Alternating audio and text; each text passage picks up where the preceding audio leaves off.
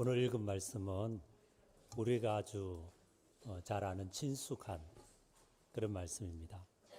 항상 기뻐하여라, 쉬지 말고 기도하여라, 범사의 모든 일에 감사하여라. 이것이 너희를 향한 그리스도 예수 안에서 너희를 향한 하나님의 뜻이다. 그렇게 이야기를 합니다. 성경은 하나님의 마음을 담은 책이고 하나님 뜻이 드러난 책입니다. 그래서 성경 곳곳에는 이것이 하나님의 뜻이다 라고 명확하게 이야기하는 부분이 있는데 오늘 이 말씀이 그 중에 하나인 것이죠. 우리는 이 사실을 알고 있습니다. 실제로 또 우리는 기쁘게 살고 싶죠. 감사하며 지내고 싶습니다. 그러나 우리 모두 경험하듯이 우리의 기쁨과 감사는 너무 작은 일에 사라져버립니다. 작은 사건 하나, 누군가의 지나가는 말 한마디 때문에 우리 마음속에 있는 기쁨과 감사는 너무나 쉽게 사라져버리는 것이죠. 왜 감사가 이렇게 쉽게 사라질까? 왜 우리 마음속의 기쁨은 오래 머물지 못하는가? 저 자신을 보고 또 우리 사회를 볼 때 크게 두 가지 이유가 있는 것 같습니다. 첫 번째는 우리 마음속에 내일에 대한 염려가 있기 때문에 감사는 금방 사라지는 거죠. 특별히 우리가 살아가는 한국 사회는 변화의 속도가 아주 빠릅니다. 끊임없이 새로운 사건이 생기고 문제가 일어납니다. 다음에 무슨 일이 있을지 예측이 쉽지 않고 정신이 없습니다. 그래서 어떤 분이 이런 말까지 했어요. 한국 텔레비전 중에 제일 재미있는 것은 9시 뉴스다. 끊임없이 새로운 사건, 사고가 터지기 때문이죠. 이처럼 변화가 많고 변화 속도가 빠르다 보니 그 안에 살고 있는 우리가 피곤합니다. 잠시만 정신줄 놓아버리면 뒤처질 것 같습니다. 사는 것이 아니라 생존을 위한 몸부림치는 같은 거죠. 자연스럽게 걱정과 염려가 찾아오게 됩니다. 취업이 어려운 시대 청년들은 내가 과연 직장을 얻을 수 있을까 염려합니다. 이미 직장이 있는 사람들은 언제까지 여기에서 일할 수 있을까 걱정합니다. 얼마 전에 40대 초반의 남자분하고 이야기했는데 자기 비슷한 나이의 직장인들이 모이면 그런 이야기 한대요. 벌써부터 은퇴를 걱정을 하고 있다 이럽니다. 40 초반에 은퇴를 걱정을 하고 있는 거예요. 그런가 하면 이제 연세 드신 분들은 노후를 걱정하죠. 이제 잘못하면 재수 없으면 100세까지 산다는데 과연 나는 100세 인생을 살 준비가 되어 있는가? 아무리 봐도 준비가 부족해요. 거기다가 인터넷, 뉴스, 유튜브를 보면은 지금 가지고 있는 것으로는 노후 대비 택도 없다. 더 준비해야 된다. 그런 이야기를 들을 때마다 염려가 찾아옵니다. 또한 나는 그렇다 하더라도 우리 아이들은, 우리 자녀들은 난 뭐 이만큼 살았으니까 우리 아이들은 과연 잘 살 수 있을까? 염려가 있죠. 그러다 보니 감사가 어느 순간 사라져버리는 겁니다. 물론 우리는 삶에 찾아오는 문제들에 대비해야 되고 노력도 해야 됩니다. 그러나 또한 생각해 볼 때 염려하는 대로 과연 꼭 그런 일이 일어납니까? 그러진 않죠. 어떤 분이 우리가 염려하는 것들을 통계를 내봤더니 40%는 결코 일어나지 않을 것에 대한 염려, 30%는 이미 일어나서 바꿀 수 없는 것에 대한 염려, 22%는 염려한다 하더라도 해결할 방법이 없는 염려, 그리고 내가 염려하고 준비하고 대비해서 바꿀 수 있는 것은 8%랍니다. 그러니까 92%는 해도 부질없는 염려를 하고 있는 것이죠. 그러면서 인생의 에너지를 소진하는 것입니다. 그런데 여러분, 실제로 돌아보면 우리는 참 많이 염려하며 걱정하며 살아왔지만 지난 세월 보면 어떻게든 살아왔잖아요. 살아왔죠? 이제는 끝이다, 절체절명이다, 눈앞에 태산이 하나 가로막고 있다 싶은 순간에도 어떻게든 살아왔습니다. 해왔어요. 그렇다면 앞으로도 넘어갈 겁니다. 몇 년 전에 세상을 떠나신 저희 이제 작은 아버지가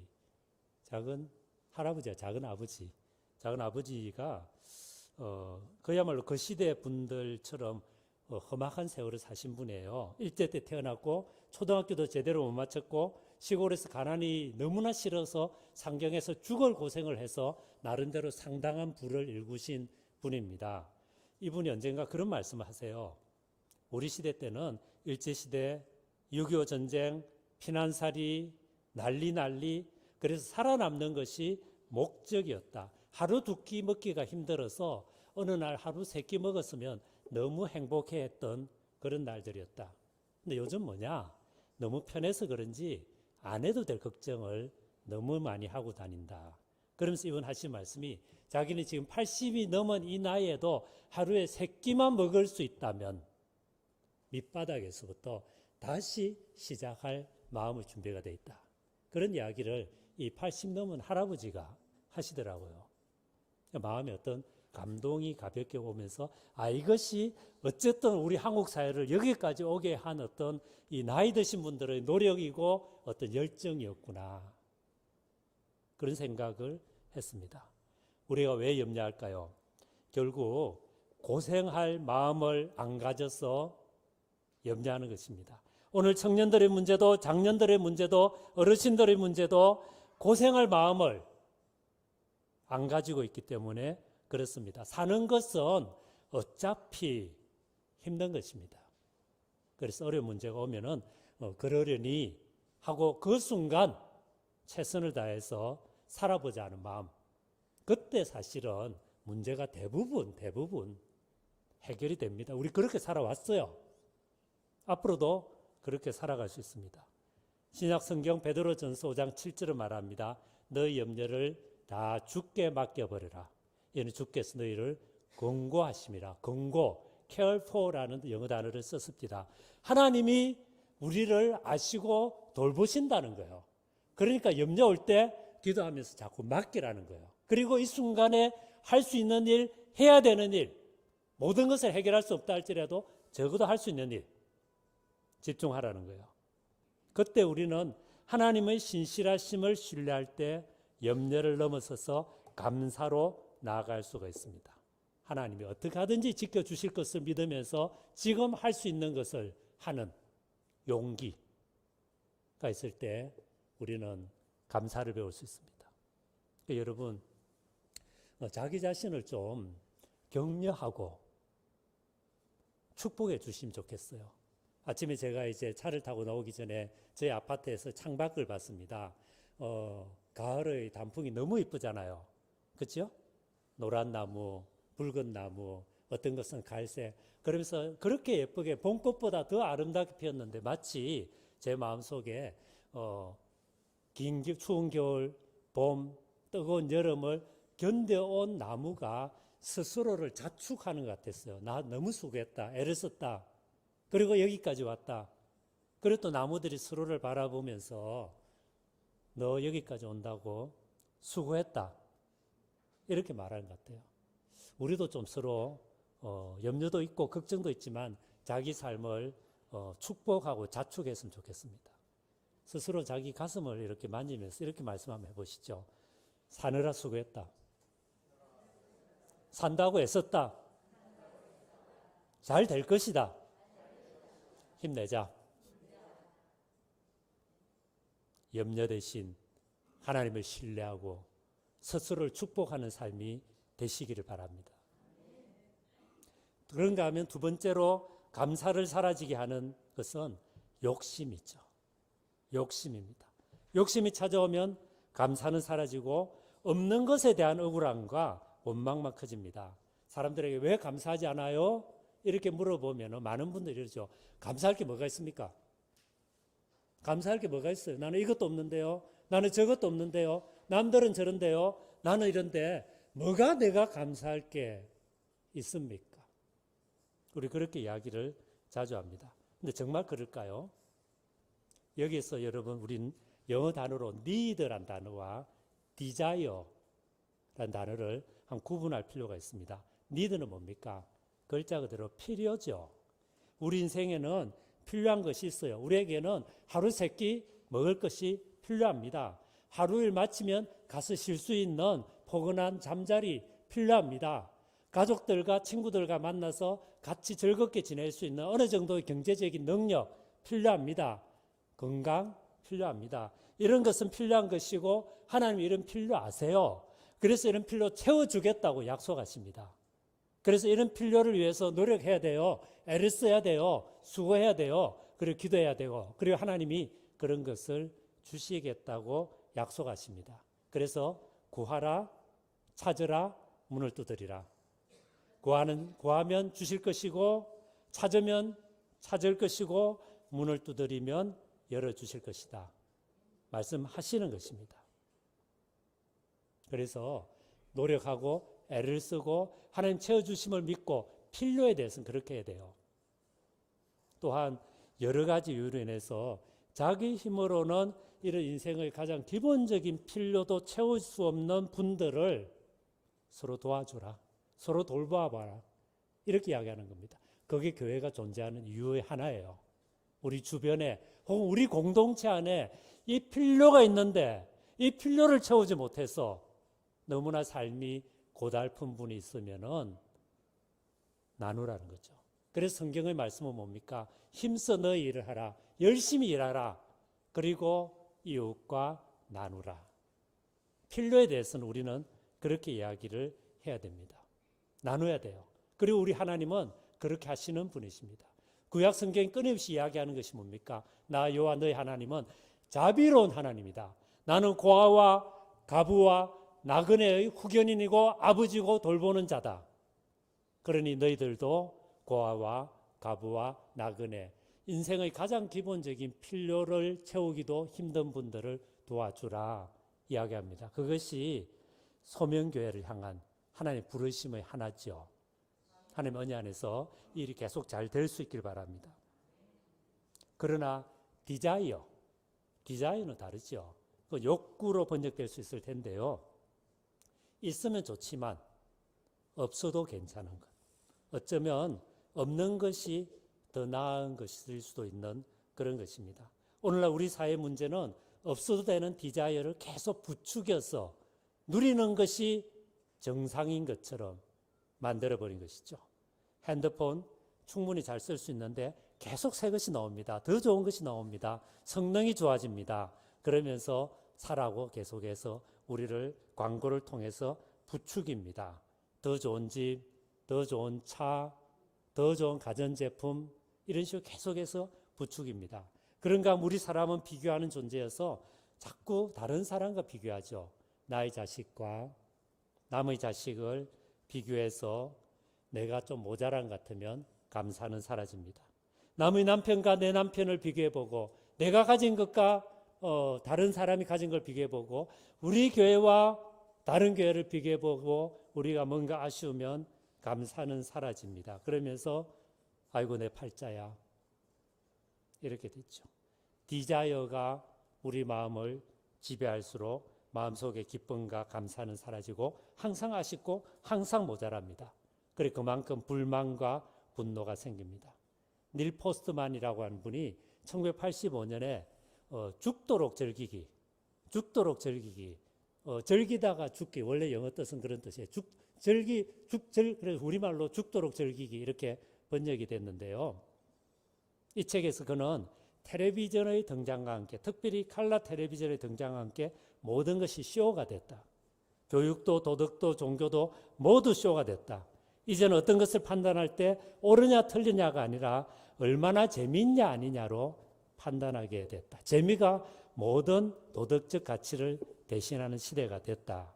그래서 죽도록 소비하고 죽도록 즐기지만은 그러나 마음 깊은 곳에는 공허가 찾아오는 시대가 됐다. 그렇게 닐 포스트만은 이야기를 했습니다. 그런데 이것이 오늘 우리 시대의 모습이죠. 언젠가 제가 아주 피곤한 날이었습니다. 아무것도 하기 싫어서 오랜만에 텔레비전 앞에 앉아서 멍하니 채널을 돌리고 있었습니다. 채널을 이곳저곳 돌리다 보니까 홈쇼핑 채널이 너무너무 많아요. 그렇죠? 거의 2채널, 3채널 만에 끊임없이 홈쇼핑 채널이 나옵니다. 안 파는 것이 없어요. 옷도 팔고 화장품도 팔고 핸드폰도 팔고 노트북도 팔고. 그날은 화장실 인테리어를 고치는 것을 팔고 있었습니다. 화장실 고치기 전과 고치기 후를 비교해 보면 진짜 고치는 예뻐요. 200만 원을 들면 당신의 화장실을 이렇게 예쁘게 고쳐드립니다. 팔고 있는 거예요. 근데 그 모습을 쭉 바라보면서 이런 생각이 들었습니다. 저 중에 정말로 나에게 필요한 것은 무엇일까? 저 중에 정말로 저거 없으면 내 인생이 너무나 고통스러운 것은 무엇일까? 물어보니 별로 없더라고요.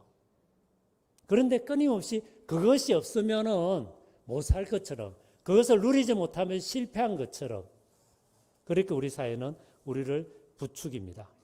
조금 불편할 수도 있겠죠. 그러나 근본적으로는 별 문제 없는데 괜히 지름실이 내려서 사고 나면은 후회하는 경험 우리에겐 다 있습니다. 이런 소비주의 시대 때 성경의 가르침은 분명합니다. 그것은 단순하게 살라는 거예요. 심플 라이프. 인생의 필로, 그것은 하나님이 주십니다. 그래서 기도하는 가운데 열심히 노력해서 그 인생의 필요를 누리고 즐기고 감사하고, 그리고 그것을 나누지 못하는 사람들과 함께 나누고, 그리고 정말 인생의 본질적인 데 집중하라는 거예요. 좀 더 좋은 사람이 되기를 힘쓰고, 좀 더 선한 삶을 살고, 좀 더 기뻐하고, 좀 더 감사하고, 좀 더 근본적인데 너희 시간과 물질과 에너지와 재능과 인생의 기회를 쓰고, 심플 라이프, 단순하게 살라는 것입니다. 디모데전서 6장 6절에 말합니다. 그러나 자족하는 마음이 있으면 경건에 큰 이익이 되느니라. 우리가 세상에 아무것도 가지고 온 것이 없음에 또한 아무것도 가지고 가지 못하리니 우리가 먹을 것과 입을 것이 있은즉 족한 줄로 알 것이니라. 먹을 것, 입을 것, 인생의 기본적인 필요입니다. 하나님 채워주겠다고 약속했어요. 우리 그 누릴 권한이 있습니다. 그리고 그것을 하기 위해서 열심히 노력해야 돼요. 그리고 그거 못하는 사람 서로 나누어 도와야 돼요. 그렇게 하기 위해서 교회를 만드셨어요. 그리고 교회 이웃사회를, 지역사회를 섬기라고 우리를 불러주셨어요. 그런데 그것을 과도하게 넘어버리는 것에 대해서는 심플 라이프, 단순한 삶을 연습하라는 것입니다. 그런데 여기에 실패하면은 감사는 없습니다. 실상 우리의 감사를 사라지게 하는 것은 어떻게 보면 우리가 이상한 기대 수준을 갖고 있어서 그럴 수 있어요. 이상한 기대 수준을.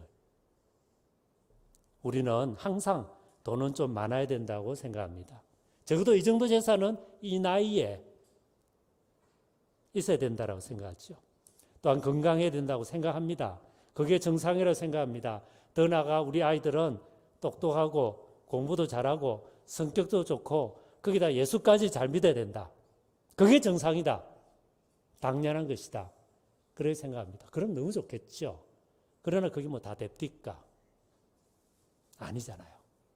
그럼 염려와 걱정과 불만이 생기는 것입니다. 그런 것이 과연 그런데 여러분 진짜 당연한 거예요? 진짜 당연한 겁니까? 제 일생에서 가장 큰 어려움 하나는 제가 약 17년 전에 암 수술을 받고 투병 생활을 할 때였습니다. 암 수술을 했고요. 그 다음에 또 그게 감염이 돼서 직장암 상기였거든요. 병이 상당히 깊었습니다. 그래서 암 수술하고 감염이 돼가지고 다시 이제 옆구리를 찢어서 인공 항문을 뽑아내는 수술을 했어요. 그리고 또 3개월 후에 그걸 복원하는 수술을 했습니다. 평소에 별로 그렇게 강하지 않던 그런 어떤 체질이었는데 수술을 짧은 기간에 3번을 하고 나서 몸이 완전히 망가졌어요. 그리고 항암을 시작했습니다. 집에서는 계속 있을 수 없을 정도로 몸이 약해져서 아침에 자리에서 일어나지를 못했어요. 일어나서 저기 소파에 앉아야겠다는 생각하고 20분 동안 의지를 모아서 겨우 일어나서 거기 앉을 수 있었습니다. 결국은 이제 집에서 계속 있게 너무 저도 힘들고 가족도 힘들어서 여수에 있는 어느 요양병원에 갔습니다. 그곳에는 약 50여 분의 환자가 있는데 대부분이 암 환자입니다. 내일이 없는 분들이에요. 그곳에서 저는 더 이상 목사가 아니었습니다. 교수도 아니었습니다. 그냥 환자복을 입고 있는 언제 죽을지 모르는 암 환자였습니다. 실제로 그곳에 있는 분들이 한 번씩 돌아가셔요. 밤중에 앰뷸런스가 옵니다. 삐뽀 삐뽀 삐뽀 소리하고 앰뷸런스 소리가 옵니다. 그러면은 전부 다 자기 병실에 누워서 생각하죠. 누굴까? 특별히 그 중에서 약한 분들이 있거든요. 식사도 못하고 자기 방에 있고 간호사가 가서 음식을 떠먹여주고, 그리고 이제 거의 누워서 지내시는 이런 분들이 있거든요. 암흑의 호실에 있는 누구신가. 그리고 다음날 아침 식사를 하게 되면은 환자들이 같이 모여서 식사를 하는데요. 조용해요. 조용해요. 평소 때는 웃고 즐겁게 지내야 암이 낫는다 이래서 약간 과장해서 웃기도 하고 이렇게 하는데, 그날은 조용해요.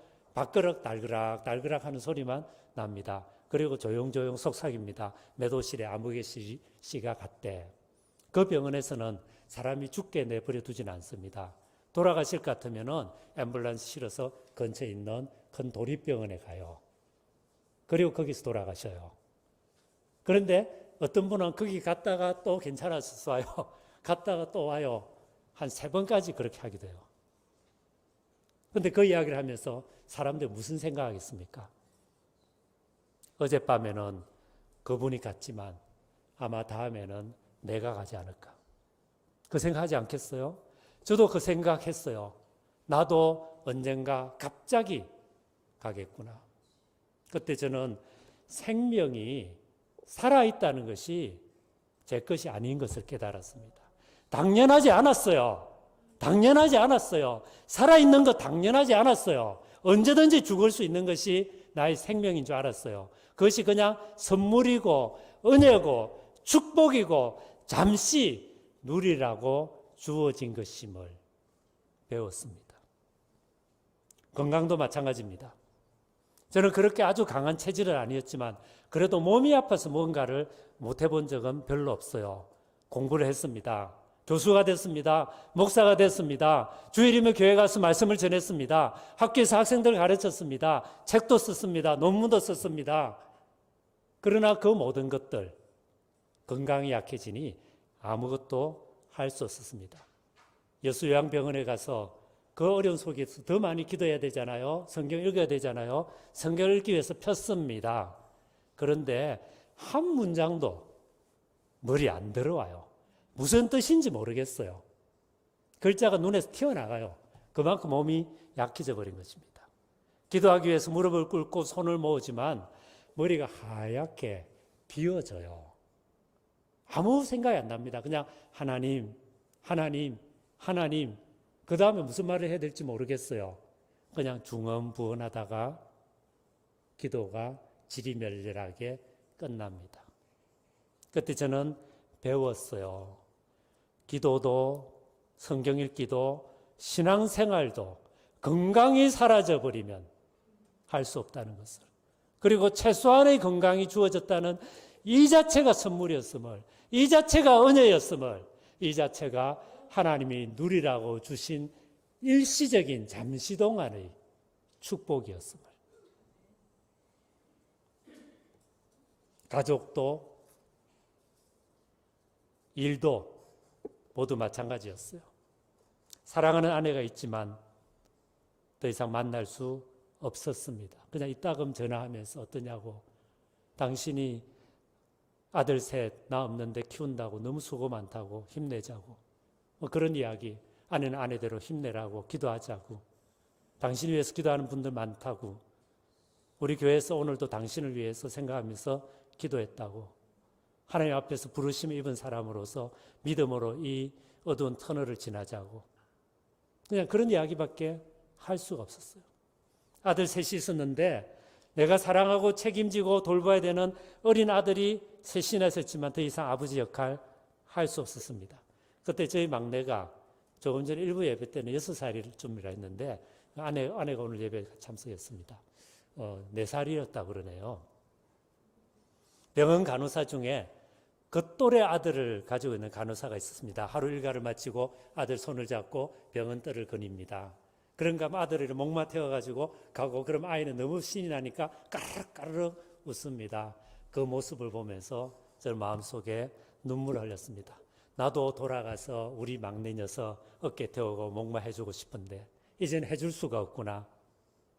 첫째 아들, 둘째 아들, 이제 첫째는 사춘기 들어가서 아버지가 옆에 있어서 여러 가지 이야기해주고 인도해 줘야 되는데 그걸 못하는구나.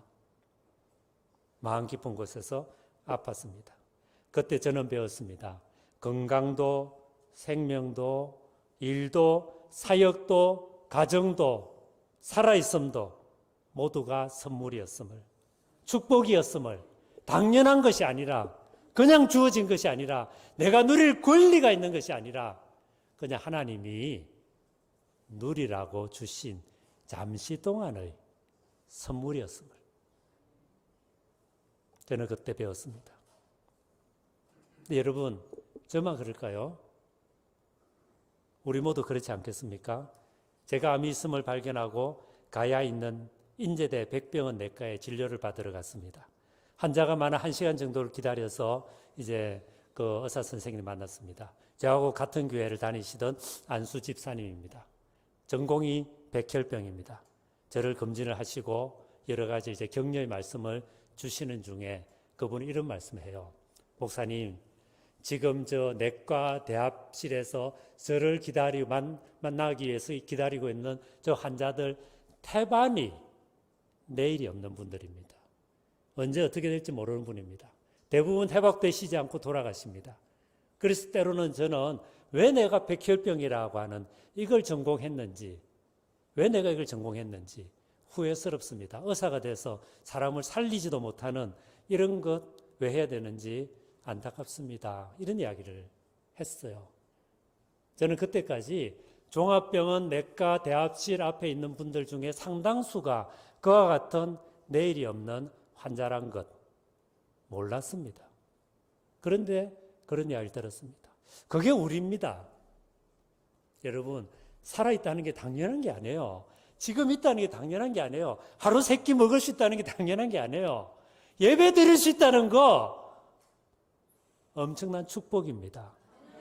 하나님을 찬양하고 기뻐할 수 있다는 거 축복입니다. 성도들 서로 인사 나눌 수 있다는 것 복입니다.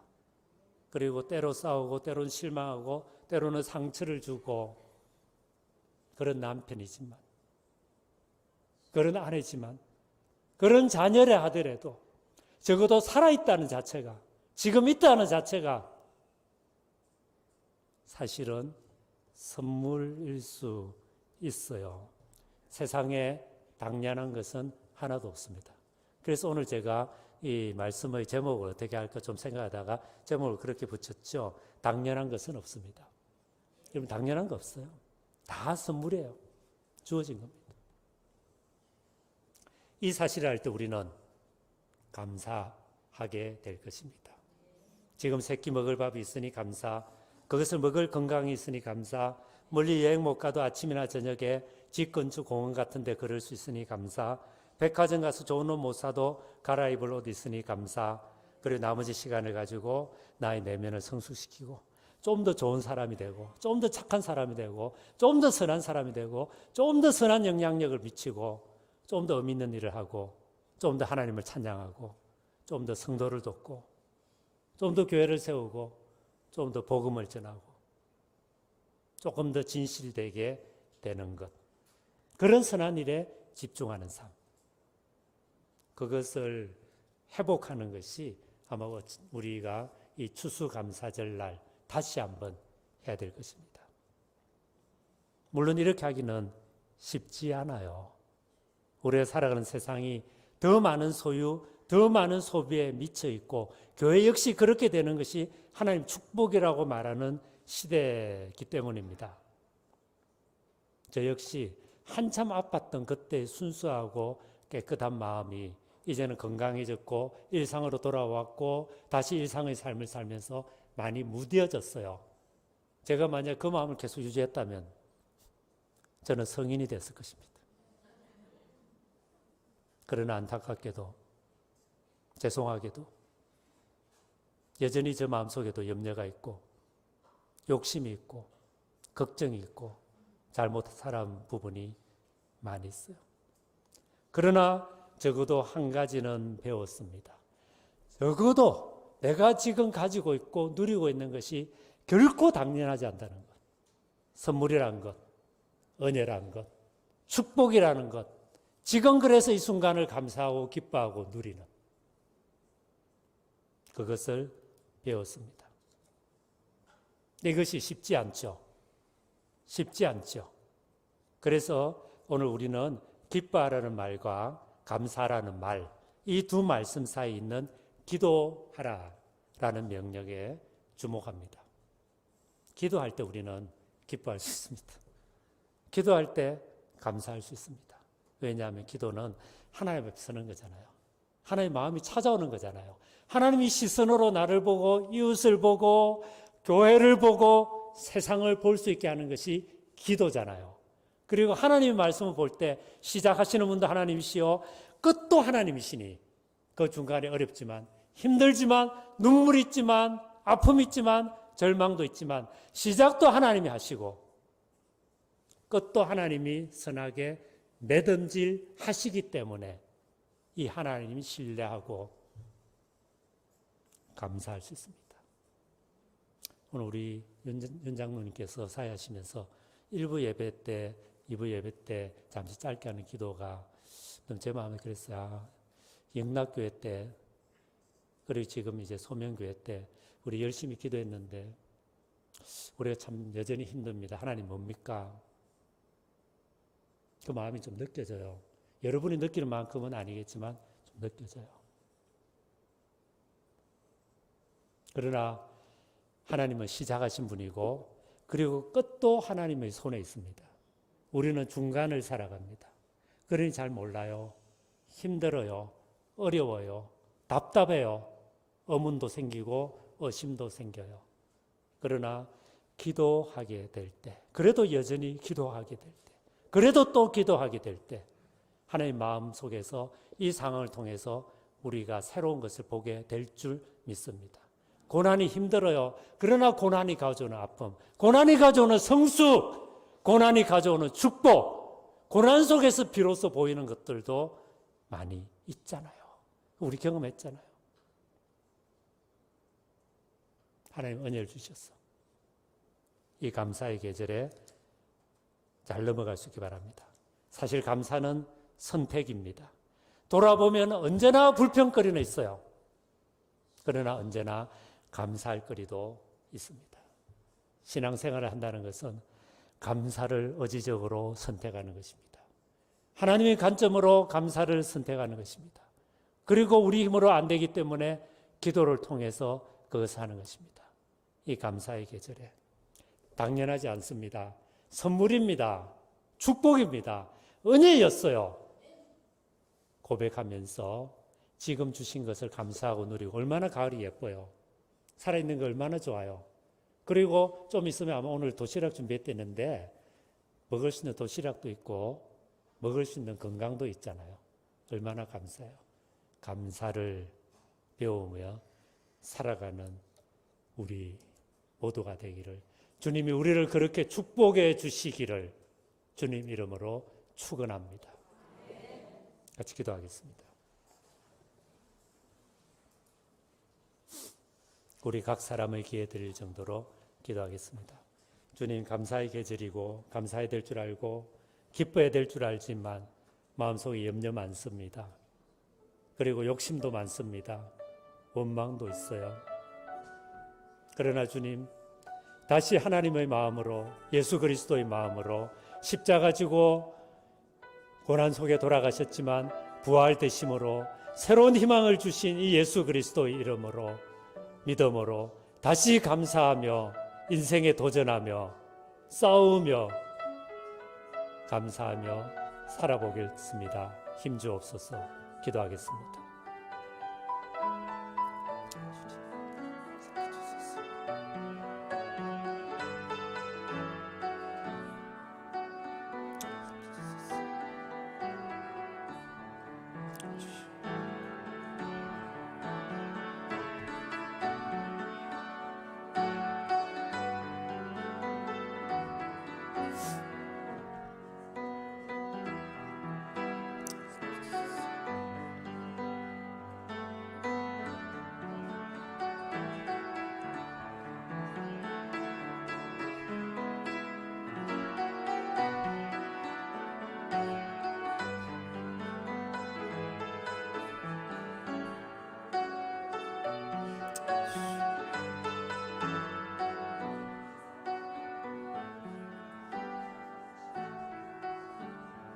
걸어가신 주님, 주님께서는 저희들에게 항상 기뻐하고 모든 일에 감사하고 쉬지 말고 기도하라 말씀해 주셨습니다. 이것이 예수 그리스도 안에서 성도로 부르심을 입은 우리를 향한 당신의 거룩한 뜻이라고 말씀해 주셨습니다. 그러나 우리는 육신을 갖고 있는 인간인지라 자주 염려합니다. 자주 걱정합니다. 자주 욕심에 붙잡힙니다. 자주 미움이 우리를 붙잡습니다. 이런 저희를 긍휼히 여겨주시고 다시 감사의 계절에 돌아온 나의 삶 돌아보면서 아쉽기도 하고 안타깝기도 하고 억울하기도 하고 죄송하기도 하지만 가을나무가 한 해 열심히 살아서 이 가을의 아름다운 단풍으로 반짝거리듯이 우리 삶도 스스로 축복하는 여유를 주옵소서. 어렵고 힘든 것 다시 부딪혀 분투 노력하고 이겨나갈 힘 주옵소서. 또한 과도한 욕심 내려놓고 필요를 위해 노력하며 성실하며 또 그것을 이 땅에서 누리지 못하고 있는 우리 이웃들에게 사랑의 선한 손을 내밀 수 있도록 은혜를 다하여 주옵소서. 교회 전체가 그 길로 함께 나아갈 수 있게 하옵소서. 소명교회 여전히 터널을 통과하고 있습니다. 그러나 주님, 시작하시는 분이 주님이시고 끝도 선하게 인도하시는 분이 주님이시니 이 중간에 어려움 우리 믿음으로 잘 견뎌내어 개인적으로나 가정적으로나 교회적으로 아름다운 결실 맺고 하나님 찬양할 수 있도록 은혜 위에 은혜를 더하여 주옵소서. 예수 그리스도 이름으로 기도드립니다. 예배의 순서를 따라 주님 앞에 귀한 예물 올려드릴 수 있게 하셔서 감사를 드립니다. 성삼일체 하나님께서 이 예물 위에 축복하여 주셔서 예물이 쓰이는 곳마다 하나님 나라가 확장되는 것을 보게 하여 주옵소서. 예수 그리스도의 주되심이 드러나게 하여 주옵소서. 몸과 마음이 영혼이 지치고 시달리고 어둠에 붙잡힌 사람들이 복음 안에 있는 새로운 희망을, 새로운 꿈을, 새로운 변화를 체험하는데 예물이 쓰일 수 있도록 교회의 분별력과 지혜와 믿음을 다하여 주옵소서. 또한 성도님들이 일주일 동안 애를 쓰며 땀 흘려 얻은 소득의 일부를 주님 앞에 올려드리니 그 동안의 모든 수고와 애씀을 주님 긍휼히 여기시고 받아주시옵소서. 성도님들 가운데 몸이 아픈 분들 예수 그리스도의 피 묻은 손으로 찾아가 주셔서 아픈 부위 만져주시고 머리끝부터 만져주시고 그 상한 심정, 관계 속에 깨어진 심정, 오랫동안 기도하지만 이루어지지 않는 것 때문에 생긴 마음의 상처와 실망도 예수 그리스도의 십자가 죽음의 고난과 그 아픔과 부활의 능력으로 찾아가 주셔서 새롭게 하시고 선하게 인도하여 주시옵소서. 하나님이 살아계신가 변화시키신가 붙잡아 주신가 모든 것을 새롭게 하심을 보게 하여 주시옵소서. 지금은 우리 주 예수 그리스도의 은혜와 하나님 아버지의 사랑하심과 성령의 날마다 새롭게 하시며 인도하심이 감사의 계절을 맞이하여 염려 대신 감사를 불필요한 과도한 욕망 대신 감사와 기쁨으로 살아가기를 원하는 귀한 성도님들과 가정과 자녀들과 생업과 기도 제목 위에 이 교회 위에 지금부터 영원토록 함께 하시기를 간절히 축원하옵나이다.